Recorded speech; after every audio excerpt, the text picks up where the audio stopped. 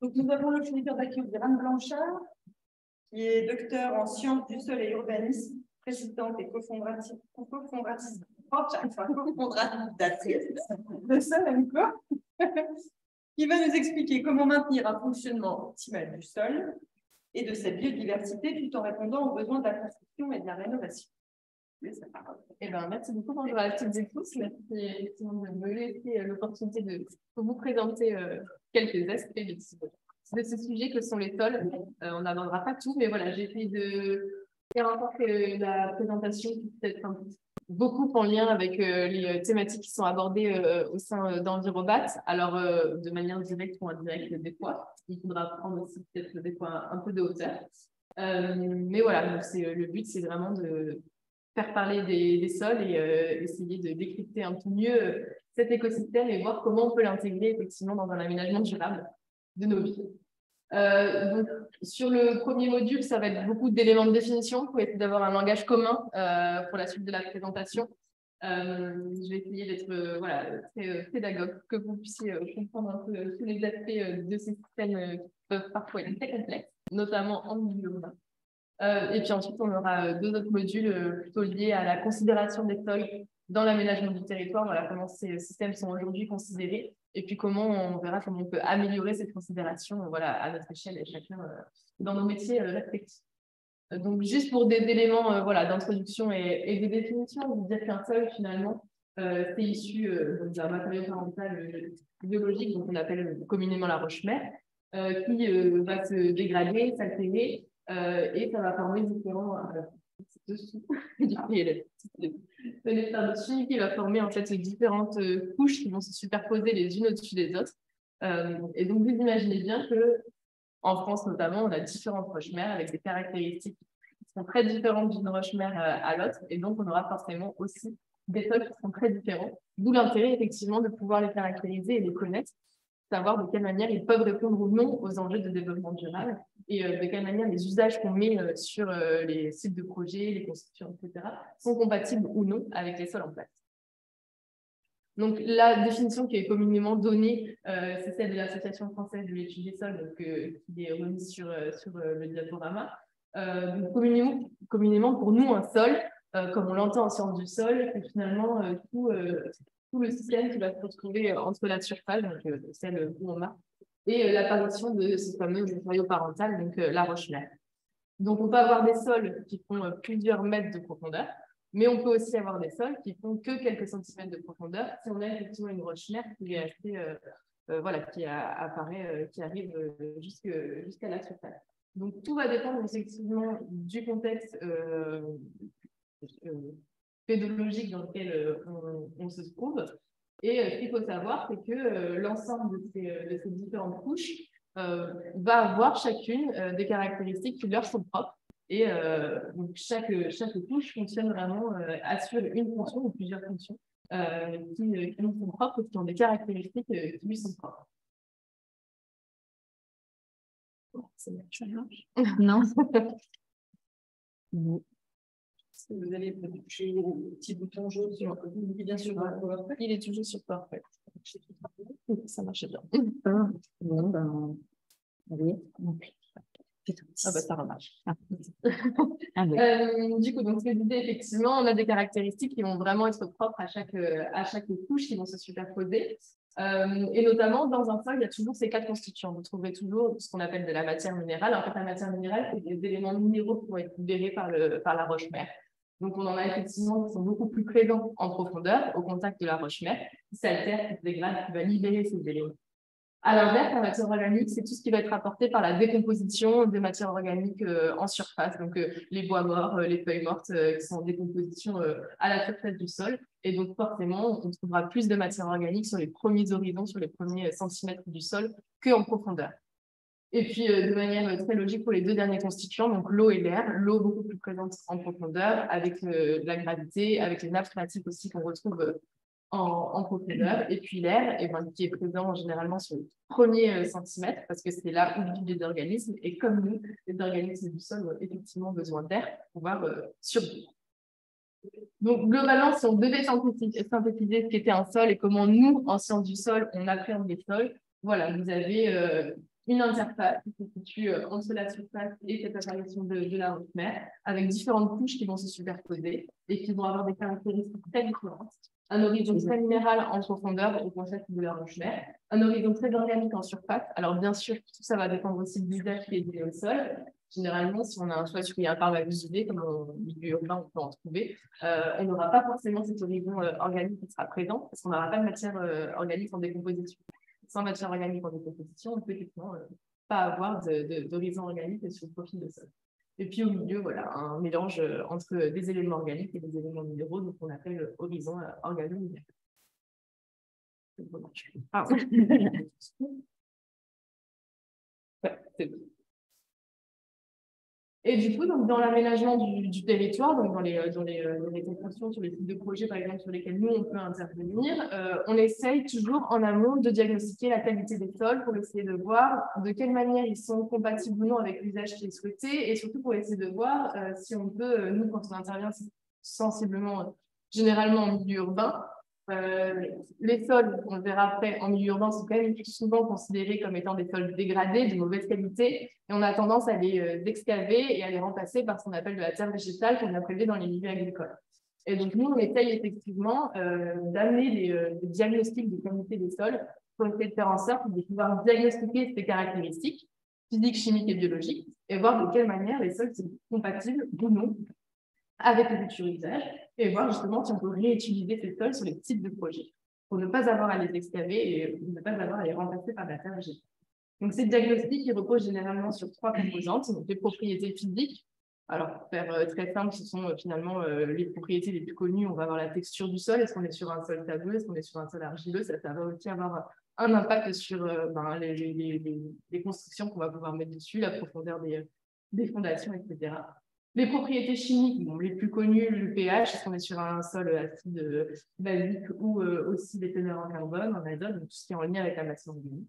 Et puis les propriétés biologiques, donc tout ce qui va être les organismes qui vivent dans ces sols et qui, eux aussi, au même titre que les sols, vont pouvoir apporter des bienfaits au fonctionnement du sol et donc des bienfaits, on va dire, pour répondre aux enjeux de la transition écologique et notamment en milieu urbain.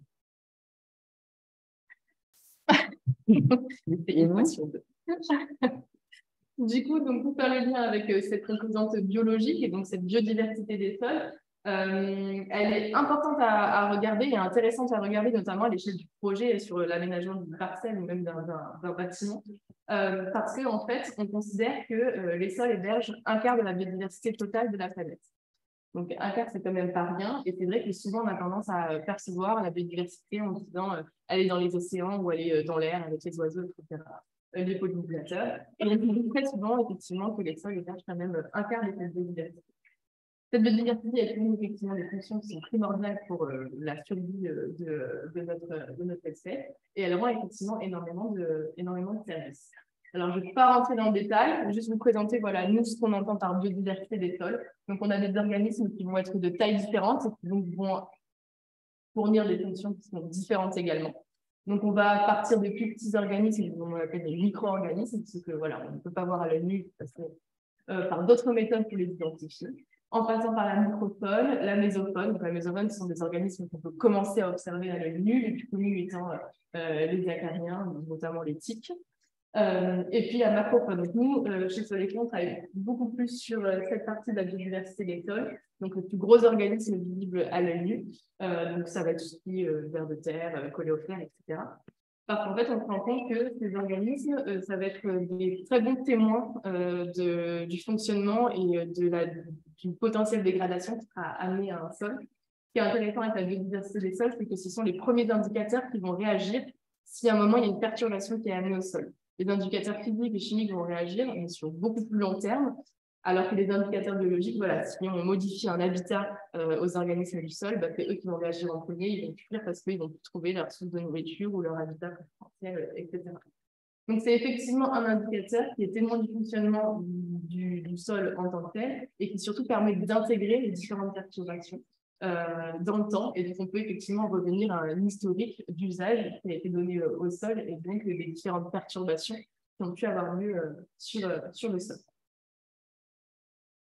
Et donc, cette macrofaune, on l'étudie également parce qu'en fait, elle rend des fonctions qui sont essentielles pour le fonctionnement du sol en tant que tel. Donc là, vous avez 4 groupes qui vous sont présentés dans la macrofaune. Donc, c'est-à-dire que tous les organismes qui font partie de cette faune, de cette macrofaune, vont être répartis dans ces groupes en fonction des rôles qu'ils jouent dans les sols. Donc, on a effectivement des organismes qu'on appelle des phytophages. Alors, eux, ils sont un peu moins appréciés des jardiniers, on va dire, parce qu'ils s'attaquent à tout ce qui est végétaux vivants. On a leurs compères qui sont les détritivores qui, eux, vont plutôt s'attaquer à tout ce qui va être matière organique morte, donc ils vont aider à la décomposition de la matière organique. C'est ça qui va permettre aussi un processus de libération de tout ce qui est éléments nutritifs, carbone, azote, etc., qui vont pouvoir être ensuite prélevés par les racines des végétaux pour la croissance des végétaux.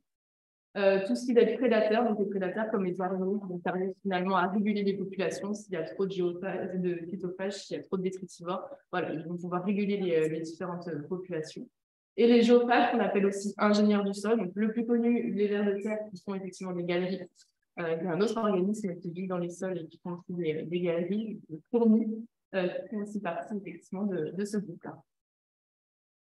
Donc, au même titre que la biodiversité des sols peut, voilà, vous voyez fournir des fonctions et des services pour le fonctionnement d'un sol, et ben, on se rend compte que les sols sont aussi capables de fournir des services, sauf que leurs services, le niveau de service qui vont pouvoir être fournis par les sols, vont considérablement dépendre de l'usage qui est donné au sol, mais aussi des caractéristiques intrinsèques des sols. Donc, moi, j'aime assez cette diapositive parce que ça vous permet de vous présenter voilà, sur les sols de la métropole du Grand Nancy.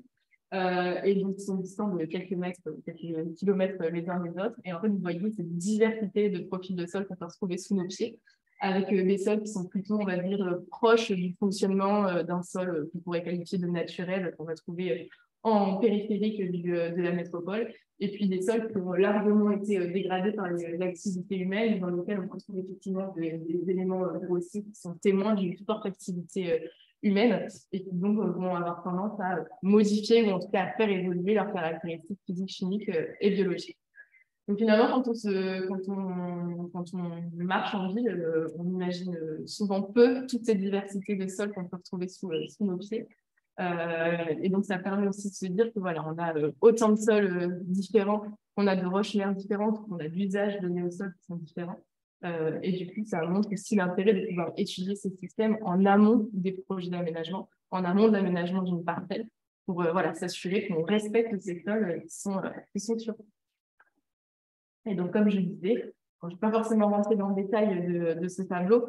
La présentation, vous l'aurez après, hein, donc vous pourrez voilà, y revenir à tête reposée.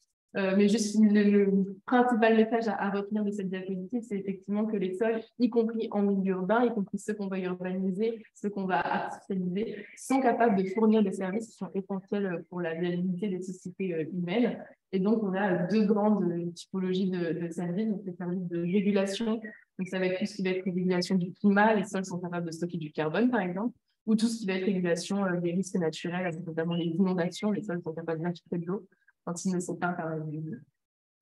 Et puis, la deuxième grande catégorie de services, c'est les services d'approvisionnement. Donc, voilà, là, c'est plutôt, on va jouer sur la fertilité des sols avec sa capacité à produire de la biomasse, soit à vocation alimentaire ou non.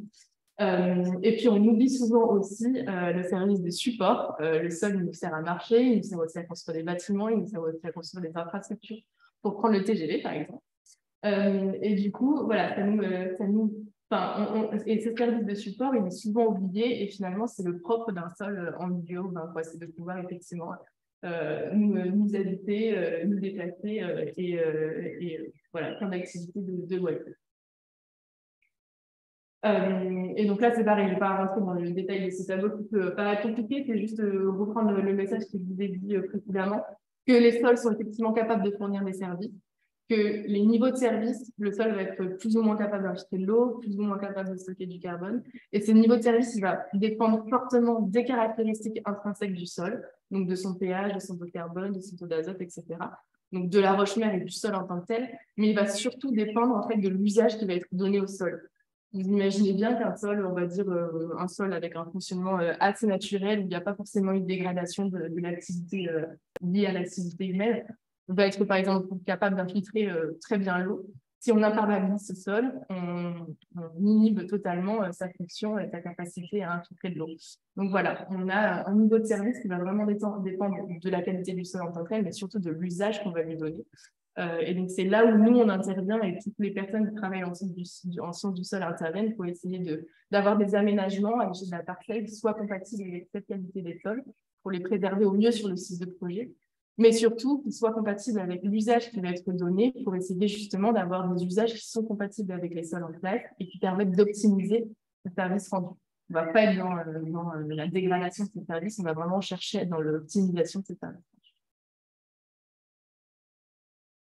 Et donc, pour faire ça, en amont des projets d'aménagement, effectivement, il faut faire ce qu'on appelle une évaluation de la qualité des sols. Et donc, souvent, on vient me voir en disant, mais est-ce que mon sol est de bonne qualité ou de mauvaise qualité? En fait, ça veut rien dire. Le sol, il est bon justement pour répondre à un usage précis, ou il n'est pas apte à accueillir en l'état cet usage-là. Donc, cette évaluation de la qualité, elle repose effectivement sur une évaluation des paramètres qu'on a vu précédemment, physique, chimique et biologique, mais aussi et surtout sur la considération de l'usage qui sera donné au sol à cet endroit-là. Donc, pour finir sur cette première partie plutôt introductive et avec les éléments de définition, souvent aussi, on se trouve perdu en disant mais c'est quoi un sol? C'est quoi un sol urbain? C'est quoi un sol anthropisé? C'est quoi un sol artificiel? Est-ce qu'il y a vraiment des différences entre tous ces éléments de langage? Donc voilà, permettre de donner un peu quelques éclairages à ces définitions. Donc, pour nous, en sciences du sol, un sol urbain, c'est tout simplement un sol qui est situé au sein d'une aire urbaine, selon la définition de l'université. Donc, voilà, on peut avoir une très grande typologie de sol en milieu urbain. Il peut y avoir des sols qui sont imperméabilisés, mais il faut aussi avoir des sols qui sont végétalisés avec les parcs urbains. Il peut y avoir des sols qui sont végétalisés sur les jardins privatifs en ville ou en périurbain. Donc, voilà, sol urbain, c'est uniquement sur une définition, on va dire, géographique. C'est un sol qui est situé au sein d'une aire urbaine. Là où on va aller un peu plus loin dans l'activité humaine, on va dire, et le caractère anthropique ou non de ces sols, c'est qu'ils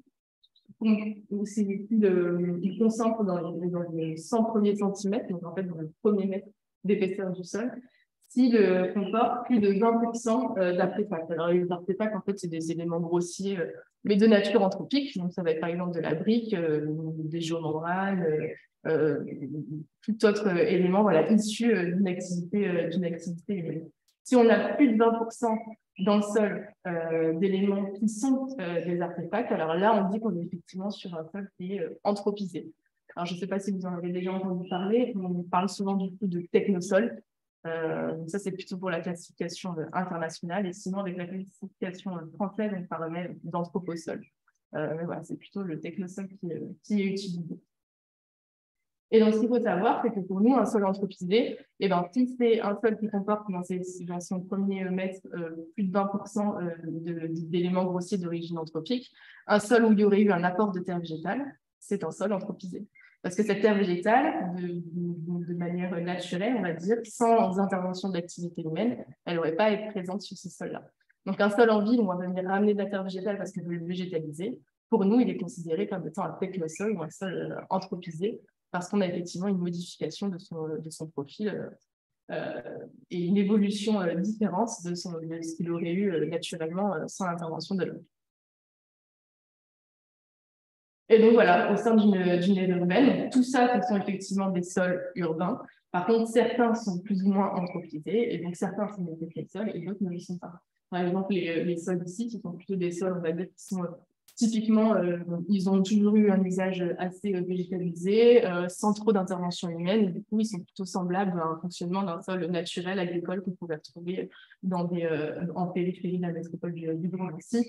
Plus on va vers la gauche, plus on est effectivement sur un gradient d'anthropisation. Donc là, vraiment, avec des technosols, on a un apport de terre végétale, où on a effectivement des fois aussi des éléments de briques, etc., qu'on va pouvoir retrouver dans le profil de sol.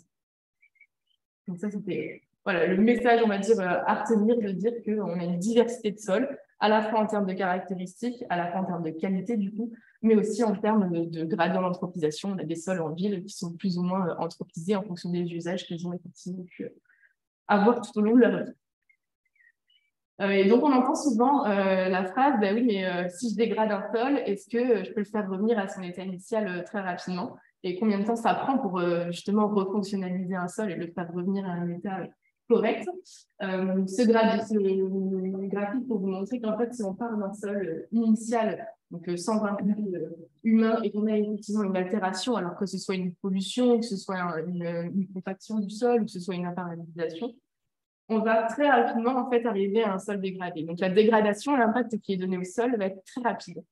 Par contre, pour faire le chemin inverse dans l'autre sens et revenir à un sol initial, déjà ce qu'il faut savoir, c'est qu'on n'arrivera pas à revenir à 100% à l'état initial.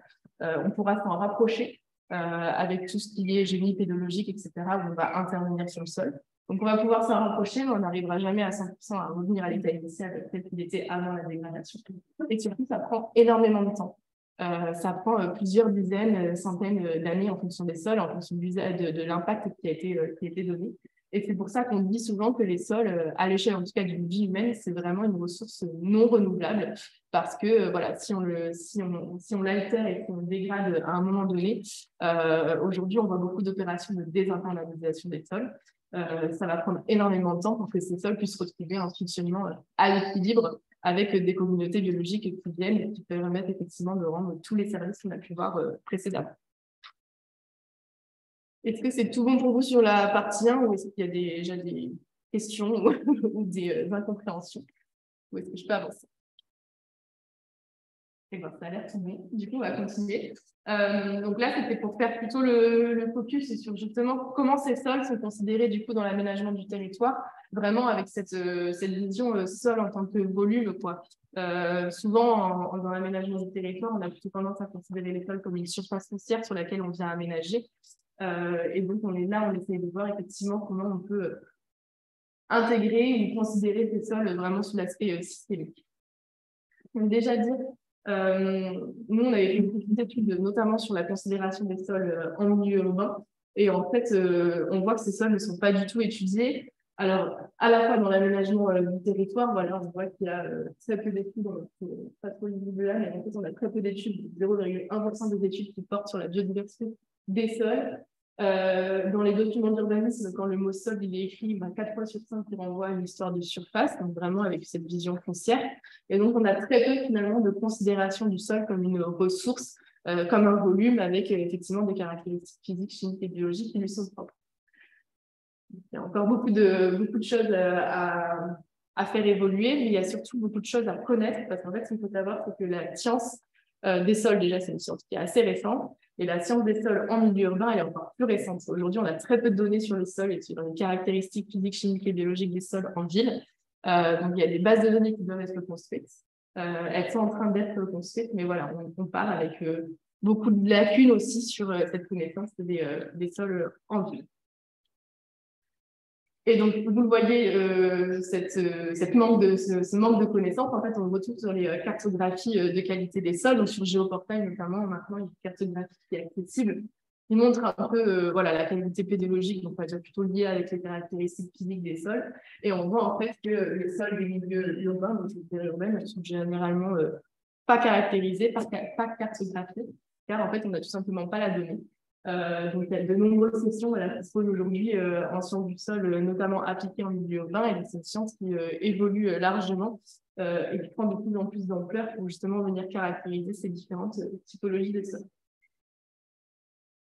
Et donc, l'objectif, c'est vraiment de dépasser cette seule vision foncière du sol pour vraiment l'intégrer sous un prisme plutôt systémique et volumique en disant que les sols, c'est effectivement des ressources non renouvelables, mais qui sont capables de fournir des services pour répondre aux enjeux de la transition écologique. Donc, ce passage de relais, entre guillemets, ce changement d'approche permettrait effectivement de pouvoir optimiser les services fournis par les sols, donc de mieux répondre aux enjeux de la transition écologique, mais aussi et surtout de gérer de façon durable à la fois les sols urbains, ce qui préservera cette ressource et les services qui sont capables de fournir, mais aussi de manière plus générale les sols agricoles et les sols forestiers, notamment les sols agricoles, parce qu'on arrêtera de venir les prélever pour rapporter cette fameuse terre végétale qui coûte de plus en plus cher sur les sites de projet. Et donc, pour faire un peu évoluer cette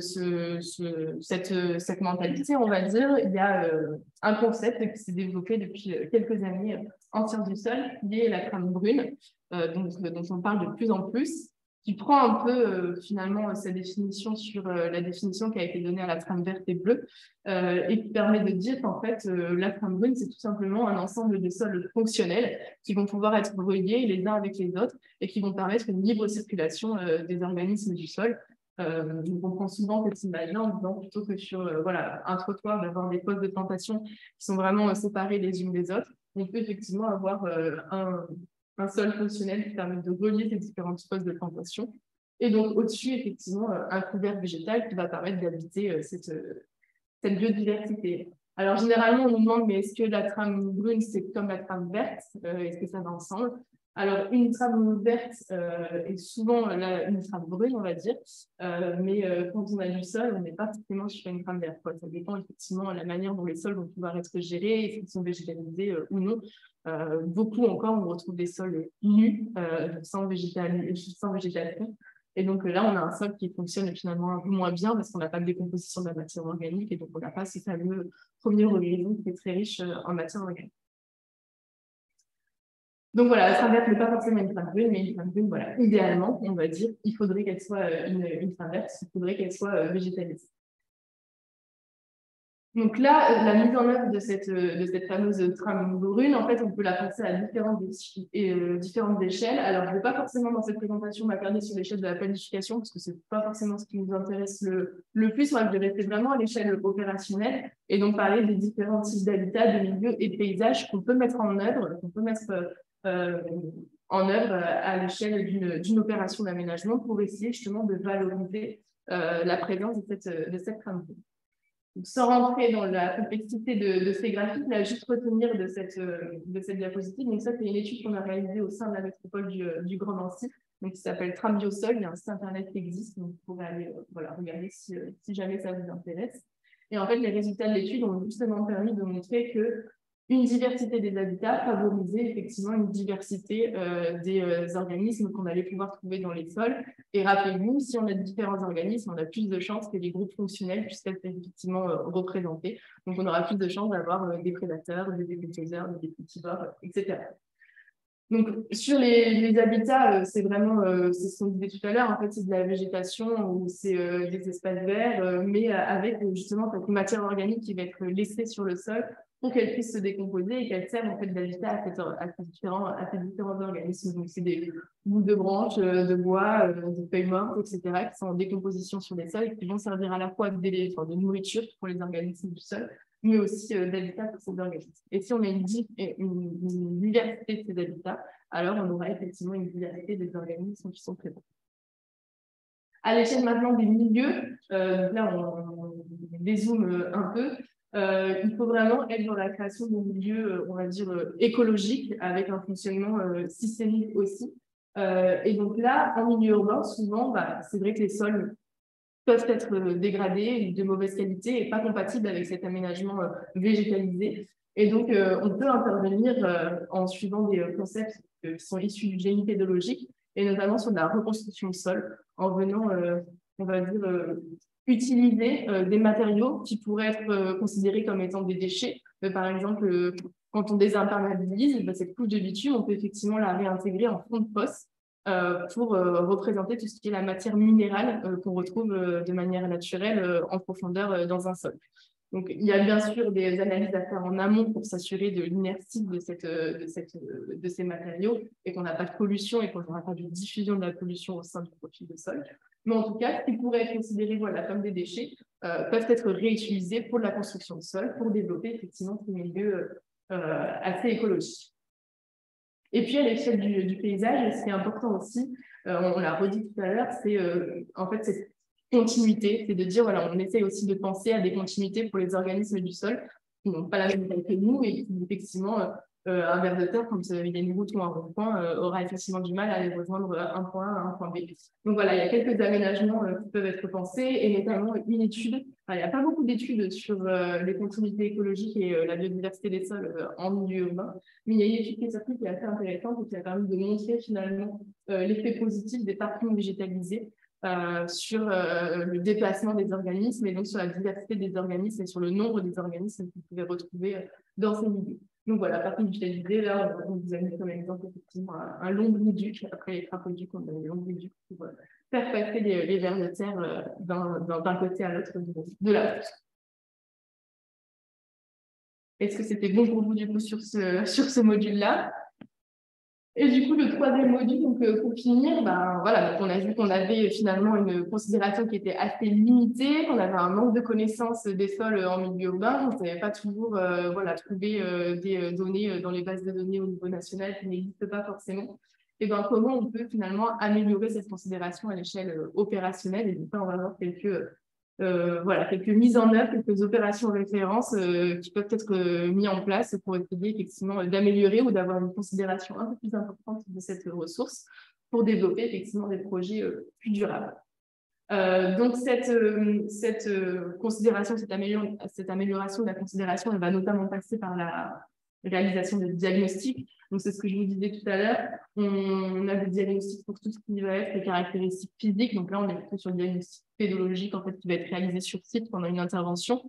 À savoir que ce diagnostic pédologique, il peut être totalement réalisé en commun avec, par exemple, un diagnostic de pollution ou un diagnostic géotechnique.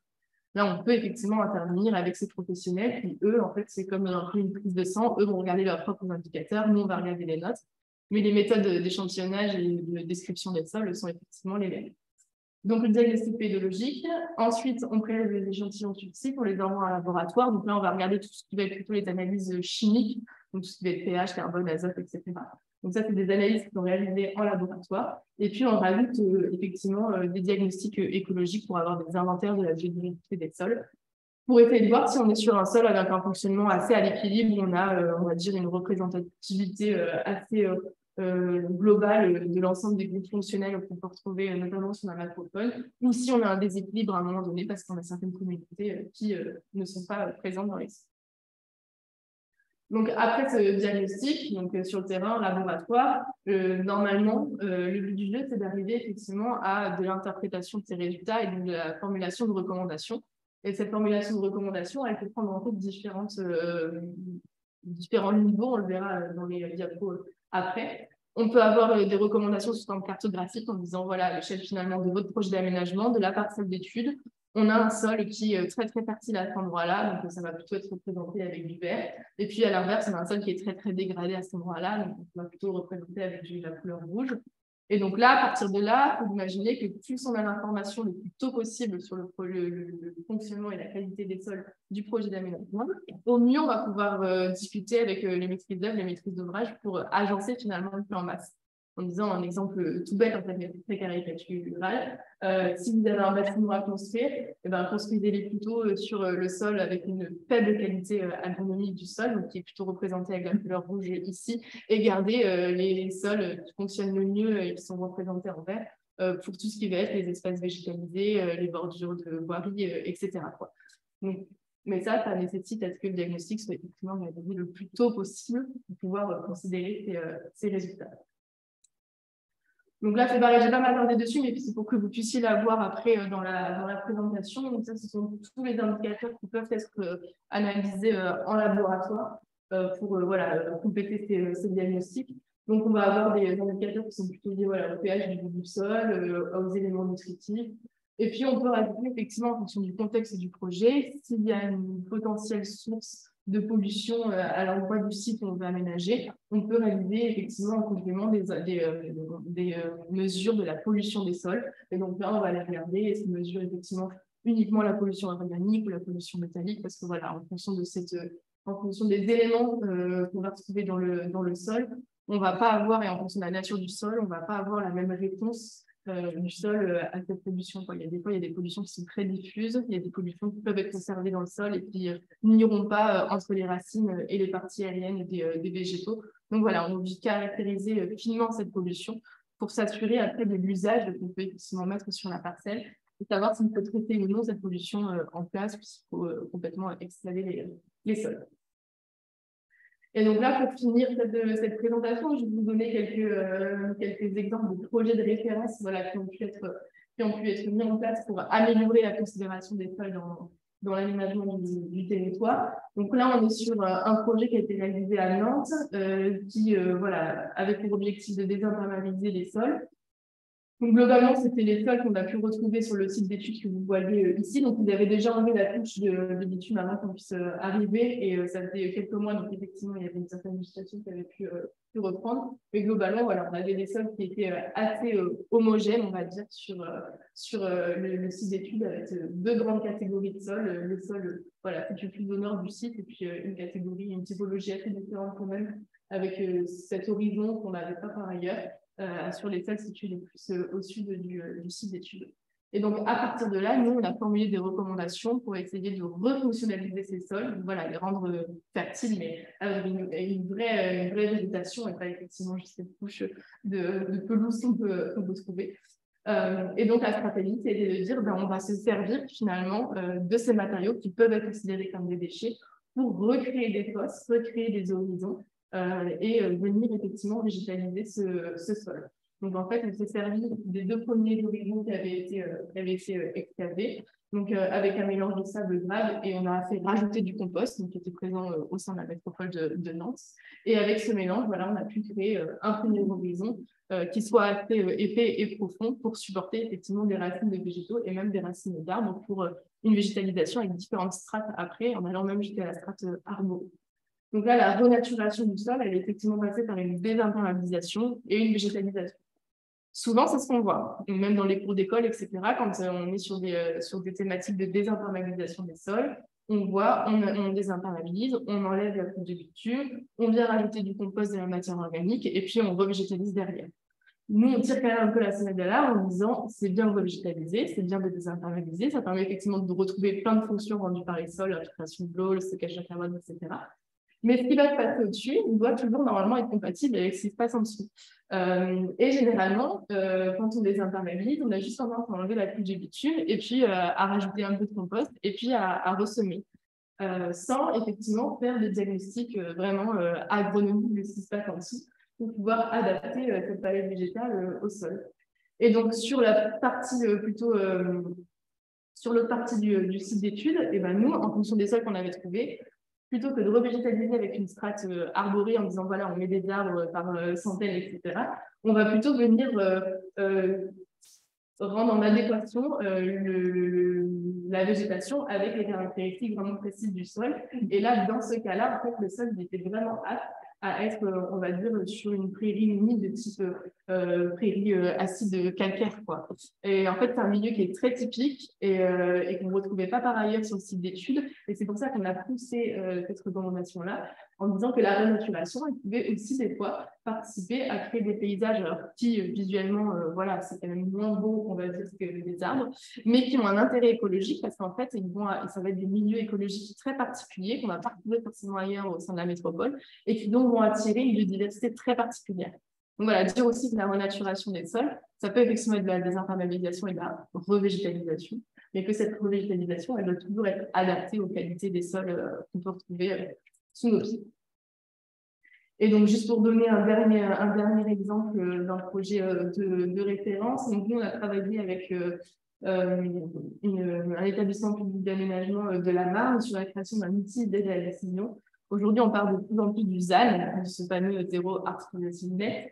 Et donc, on a été développé avec eux en co-construction un outil d'aide à la décision qui permettait de prendre en compte à la fois les données, on va dire, foncières du projet d'aménagement. Donc là, on est vraiment à l'échelle du projet, l'aménagement d'une parcelle. Et on a essayé de voir de quelle manière déjà cet aménagement était en lien avec la sobriété foncière et l'intensité urbaine, mais aussi et surtout de quelle manière cet aménagement il prenait en considération les caractéristiques des sols et notamment le fonctionnement biologique des sols. Et donc de cette manière, ils ont pu tester en fait l'outil sur différentes opérations avec différents programmes d'aménagement. Et de cette manière, ils arrivent finalement à aider à la décision en disant ce programme d'aménagement est plus vertueux ou répond mieux à l'objectif ZAN, alors que celui-là l'est moins. Et du coup, à partir de là, ils peuvent effectivement plus facilement faire leur choix, même en discutant avec les élus, etc. Et donc, pour finir sur cette approche, sur cette présentation, donc voilà, le message à retenir finalement, c'est au vu aussi des enjeux environnementaux qui se posent de plus en plus en milieu urbain, c'est vraiment d'essayer de dépasser cette seule approche foncière qu'on avait jusqu'alors du sol en milieu urbain pour aller vraiment vers cette approche systémique et fonctionnelle. Les sols sont capables de rendre des fonctions. Et du coup, tout ça, ça se fait comment? Ben, en essayant d'anticiper le plus possible et effectivement d'avoir des éléments de connaissance sur le fonctionnement des sols, y compris quand on arrive sur un projet qui se situe en milieu urbain. Et donc, sur cette dernière diapositive, voilà, renaturer les sols, ce que je disais avant, c'est pas uniquement on désinternalise, on revitalise, on essaye vraiment de redonner une ou plusieurs fonctions écologiques à ces milieux. Et quand on tombe sur des milieux qui sont vraiment très particuliers d'un point de vue écologique, et ben, il faut justement pousser cette particularité et adapter la palette végétale à cette particularité des sols. Ensuite, la nécessité de créer des bases de données, et ça, je n'ai pas arrêté de vous dire que manquer aujourd'hui de données sur les sols en milieu urbain. Donc voilà, dès que vous avez de la donnée peut exister de manière soit directe, soit très indirecte, même sur cette qualité des sols, construire des bases de données qui peuvent même être très locales. Et en fait, plus ces bases de données sont locales, mieux ça va être après pour les interpréter et pour être beaucoup plus fin dans les recommandations qui vont pouvoir être faites. Et puis, aider à la décision sur l'affectation des sols. Là, on n'en a pas forcément parlé au niveau on va dire, de la planification et des documents d'urbanisme. On en a parlé au niveau de la parcelle. Voilà, dire que si on a des sols sur une parcelle d'études de plus ou moins bonne qualité, adapter effectivement l'internalisation de ces systèmes en fonction de leur qualité. Et puis, du coup, c'est un peu pareil finalement à l'échelle de la planification territoriale, essayer d'avoir des cartographies de la qualité des sols à toute l'échelle-là, pour faire en sorte que voilà, on puisse ouvrir à l'urbanisation des sols qui soient peut-être les moins multifonctionnels possibles ou qui ont moins d'intérêt à nous aider à répondre aux enjeux de la transition écologique. Je vous remercie pour votre attention et je reste disponible s'il y a quelques questions.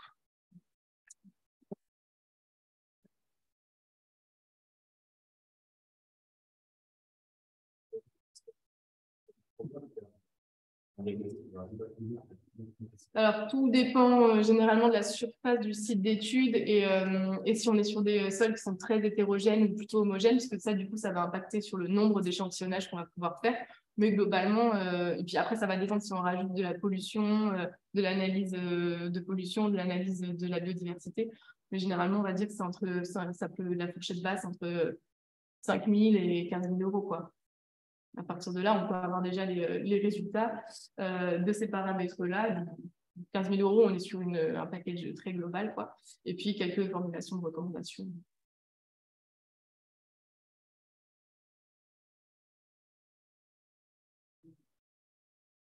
Par rapport à, là, notamment dans le cadre du zéro artificialisation net, bon, il y en a qui se dépêchent de faire leur projet tant qu'ils peuvent, mais est-ce que vous avez déjà réfléchi un peu à un argumentaire à donner aux personnes qui n'ont pas tout compris sur pourquoi on évite d'artificialiser parce que ils n'ont pas forcément toutes ces connaissances. Est-ce qu'il y a des arguments clés qui font basculer les gens ah oui, je ne sais pas ça. Souvent, c'est ça. C'est de dire qu'effectivement, un sol est capable de fournir des services. C'est vrai que, en fait, c'est logique quand on le dit, mais quand on ne le dit pas, on n'y pense pas forcément. Donc, c'est ça, c'est de dire que en fait, les sols, il faut vraiment les voir comme des ressources qui sont capables de nous aider à être plus efficients au niveau de la réponse aux enjeux de transition écologique. Et puis, c'est aussi la diapositive sur ça met très peu de temps à dégrader un sol, mais pour retrouver un sol fonctionnel, là, on va passer de nombreuses années à pouvoir retrouver un sol qui fonctionne à peu près globalement et à l'équilibre. Et surtout, ça va coûter très cher de devoir refonctionnaliser un sol, etc. quoi. Donc voilà, je pense que ces deux arguments-là, avec une question de temps, d'argent et puis cet aspect aussi un peu écologique, peut déjà permettre de sensibiliser. Après, il y en a qui ne sont pas du tout sensibilisés à la question, on le voit, et qui gardent bien en tête le projet d'aménagement tel qu'il était. Mais voilà, si on a fait de sensibiliser davantage les personnes au moins à se poser des questions en amont, ça peut être intéressant. Après, ce qu'il faut savoir, c'est que sur cette question du ZAN, je l'ai un peu évoqué là. D'habitude, j'ai des diapositives, mais là, je ne les ai pas mises dans cette présentation-là, mais je pourrais les rajouter en annexe, comme ça, vous les aurez. Mais sur cette question du ZAN, il y a ce fameux décret qui est sorti qui permettait de dire est-ce qu'un sol était considéré comme artificialisé ou non, et donc comment on pouvait faire pour renaturer un sol, et donc vers quel, finalement, usage je devais amener mon sol pour qu'il soit considéré comme non artificialisé. Et en fait, on se rend compte que, par exemple, les jardins en milieu urbain sont considérés comme des sols artificialisés, alors que d'un point de vue de la science du sol, s'ils n'ont pas 20% d'artefacts, s'il n'y a pas eu d'apport de terre végétale, etc., ce ne sont pas des sols artificialisés. Et donc, ce sont déjà des sols, on va dire, naturels, entre guillemets, qui fonctionnent très bien et qui sont capables de fournir des réponses au enjeu de la transition. Donc là, ce décret-là a permis effectivement d'avoir, on va dire, un pas de plus sur la question des sols et de dire on va prendre en compte et on se pose la question maintenant de la qualité des sols. Mais on est encore un peu quand même, nous en sciences du sol, on est un peu frustrés parce qu'on reste quand même sur une approche surfacique. On a décidé d'un sol de bonne qualité ou de moins bonne qualité, vraiment en fonction de l'usage qui était donné au sol. Si c'était un jardin en milieu urbain, alors c'était un sol artificialisé. Et on n'a pas du tout pris en compte ses caractéristiques intrinsèques et du coup sa qualité intrinsèque. Donc là aussi, on met un peu la sonnette d'alarme en disant voilà, c'est une première approche, mais on aurait pu aller un peu plus loin. Qu'est-ce que vous pensez de culture végétalisée? C'est souvent un argumentaire quand on artificialise. Vous avez un avis là-dessus, c'est une bonne chose? Alors, nous, on considère que ça peut être une bonne chose. Si déjà elles sont faites, on va dire, dans les règles de l'art. Nous, ce qu'on voit généralement quand on intervient sur des projets, c'est des toitures végétalisées. Là, on était intervenu sur un projet en Île-de-France. Ils avaient un gros bâtiment donc avec beaucoup de portance et ils avaient décidé de faire un parc sur la toiture. Et du coup, ils avaient pour l'idée de développer des arbres. Et ils avaient apporté 1 mètre, 3,50 m de terre végétale, même plus. Et on leur a dit, ça coûte déjà hyper cher. Et dans la réalité, on ne trouve jamais 1 mètre de terre végétale, de matière organique, cette origine organique qui ne fait pas 1 mètre, quoi. Donc, on a effectivement revu le projet avec eux pour dire non, on va faire un profil de sol tel qu'il doit exister dans la nature, entre guillemets, avec des éléments minéraux en profondeur et on a apporté uniquement quelques centimètres de terre végétale. Donc là, il y a déjà eu une économie de projet qui a été faite. Donc c'était intéressant. Et puis voilà, après, si c'est en complément, on va dire, d'autres aménagements paysagers qui sont faits pas hors sol, mais dans le sol, du coup, pourquoi pas. Ça rajoute effectivement des habitats pour une biodiversité diverse qu'on ne va pas retrouver forcément par ailleurs. Si c'est juste mettre des toitures végétalisées avec ça de terre végétale et un tout petit, juste quelques centimètres de végétaux au-dessus, ils sont tous les mêmes, sans diversifier effectivement ces essences végétales. Et puis surtout en se disant, mais puisque j'ai fait une toiture végétale, et ben, à côté, je peux tout internaliser, c'est pas grave. Là, ça nous pose un peu plus de problème. Du coup, c'est la différence entre les toitures végétalisées extensives qui sont en fait peu diversifiées, en fait, trop petites, et les toitures intensives où là, on peut avoir quelque chose d'un peu plus intéressant. Des machines. Les études de sol deviennent quasi obligatoires pour construire. Je suis surpris par contre qu'il n'y ait pas d'association idéologique, parce qu'on parle de volume et de surface. Quand on fait des études de sol, on est déjà dans le volume. Oui, alors les études de sol obligatoires, c'est la géotechnie et la pollution dans certains cadres. Tout ce qui est analyse agronomique, on va dire pédologique et biologique, pas du tout obligatoire. C'est vraiment au pouvoir du décideur, la maîtrise d'ouvrage, de la sensibilité aussi de la maîtrise d'œuvre, d'associer dans le groupement une compétence comme ça. Vous aviez une question? Oui, moi je me demandais pour le côté un peu rentabilité aussi des projets, l'intérêt de faire ce genre d'études. Si sur un cas de figure réel effectif, le fait de se dire on fait le projet tel qu'il est dépensé sans l'étude et le projet un peu revu, mais avec l'étude et peut-être sans aucune idée du coup d'une excavation.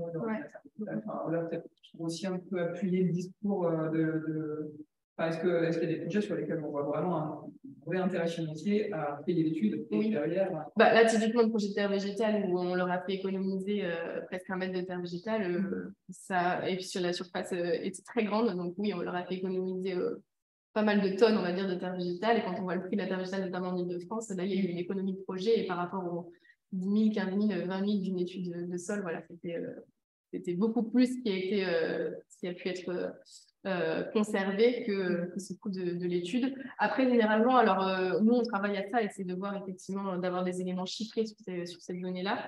C'est encore difficile parce que justement, il y a peu de projets encore en France qui considèrent ces sols de cette manière-là.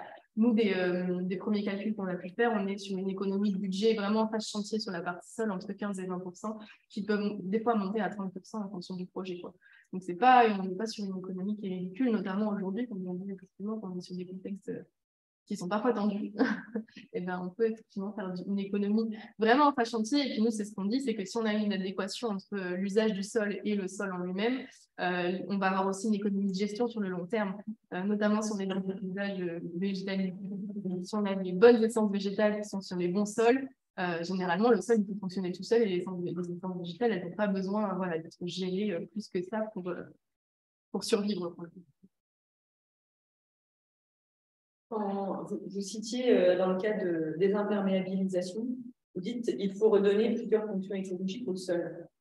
Et ça ne suffit pas de mélanger un bout de compost avec la terre et de remonter. Est-ce que vous pouvez nous donner un exemple de ce qui peut être fait pour redonner des fonctions écologiques au sol? C'est là où généralement, quand on désimperméabilise, on va enlever cette couche de bitume et puis ils vont tout de suite ressemer ou peut-être apporter un peu de compost et ressemer.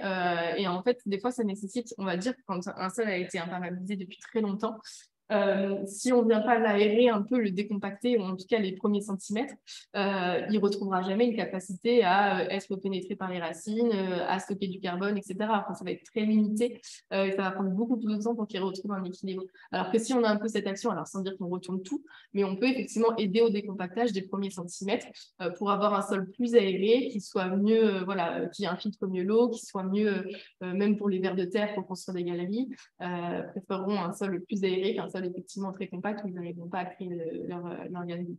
Donc c'est ça, c'est à la fois dire ça suffit pas uniquement juste de désimperméabiliser, il faut vraiment aller avoir un travail un peu voilà, complémentaire pour arriver à un sol à l'équilibre. Et puis redonner plusieurs fonctions, c'est aussi de dire, généralement, on le voit même dans des projets d'aménagement où on essaye de gérer les eaux à la parcelle, on va pousser le fonctionnement d'un sol pour qu'il infiltre de l'eau. Alors c'est très bien, mais en fait, il pourrait y avoir l'infiltration de l'eau et en même temps penser au stockage de carbone et à l'habitat pour la biodiversité. On n'est pas forcément obligé d'être sur un sol nu, etc., quoi. Donc ça, on essaye aussi de travailler et pousser les mentalités en disant, voilà, on va réfléchir à cet aspect multifonctionnel plutôt que de réfléchir à aller très très haut sur une des fonctions et du coup pénaliser un peu les autres. Le végétal appartient pour vous à la biodiversité, non? Oui. C'est pour dire que sur la dichotomie entre la partie pédo, la partie agronomie et la partie biologie, en fait, il y a un interpassage entre les trois. Parce que totalement. le fonctionnement racinaire, par exemple, avec le fonctionnement des champignons, par exemple, c'est important. Et c'est important pour la vie derrière. Donc, de toute façon, tous les indicateurs physiques vont avoir un impact sur les indicateurs chimiques, qui vont avoir un impact sur les indicateurs d'eau. Enfin, voilà, c'est vraiment, c'est pour ça qu'on dit un fonctionnement systémique, quoi. C'est un faire où tout se répond. Autrement dit, une analyse qui ne serait faite que sur l'un des thèmes. Des fois, c'est ça. Des fois, il y a des personnes qui font des analyses que chimiques, par exemple, et qui ont l'impression d'avoir un sol de très bonne qualité. Et quand on va regarder la bio ou la physique, ça ne répond pas forcément avec cette même qualité. C'est intéressant d'avoir les trois. Merci. Sur la partie désimperméabilisation des sols, il n'y a pas de document qui facilite une bonne pratique. Si, il y a un de sol, il y a un règlement, par exemple. Il y a comme les agences de l'eau qui financent des désimperméabilisations d'écoles. Et il n'y a pas de pratique, bonne pratique pour l'accompagner. Mais non, parce que des fois, c'est ce que je disais tout à l'heure, la science du sol, c'est encore une science qui est assez jeune. Et en fait, on se rend compte que là, actuellement, on est dans un système où l'opérationnel va plus vite que la recherche. Et du coup, c'est vrai qu'on a tendance à mettre à l'opérationnel des projets qui n'ont pas encore forcément été testés en milieu recherche. Donc, notamment cette question de la désimperméabilisation. Après, on a quelques exemples sur des sols construits, la végétalisation de sols construits, etc. Donc, ça, je pourrais vous mettre aussi en annexe les références des projets qui permettent de montrer aussi qu'on peut avoir des rendements qui sont équivalents, voire supérieurs sur des sols construits que versus des sols agricoles naturels. Donc ça, c'est intéressant. Mais non, c'est que voilà, c'est là où on est, l'opérationnel va un pas plus vite que la recherche. Et du coup, sur cette question de la désimperméabilisation, on tâtonne parce qu'en fait, c'est de la recherche et développement, parce que des projets en opérationnel, on s'en sert aussi nous pour nos recherches en disant voilà, on va essayer de comprendre un peu comment ça marche et surtout de suivre ces projets sur du long terme après pour avoir des éléments aussi d'évolution des sols. Vous avez une question? Oui, donc si j'ai bien compris que vous avez revenu avant le projet, est-ce que vous faites une étude comparative après les projets? Par exemple, s'il y a de la géothermie, de la phytoépuration ou des réseaux de chaleur, l'impact que ça peut avoir sur la biodiversité? Nous, on préconise toujours dans notre projet d'avoir un suivi post-aménagement, surtout sur la biodiversité des sols. Enfin, biodiversité au sens large, mais nous, pour nous, biodiversité des sols. C'est pas tout le temps fait et il y a certains projets pour lesquels ça a été fait, mais du coup, on n'a pas assez de recul sur la temporalité. Là, on est encore à des pas de temps 1 an, 3 ans après le projet. Il faudrait qu'on arrive à 5 ans, 8 ans pour avoir assez de recul. Donc, ce n'est pas encore le cas actuellement. Merci. Et ben, merci beaucoup à vous.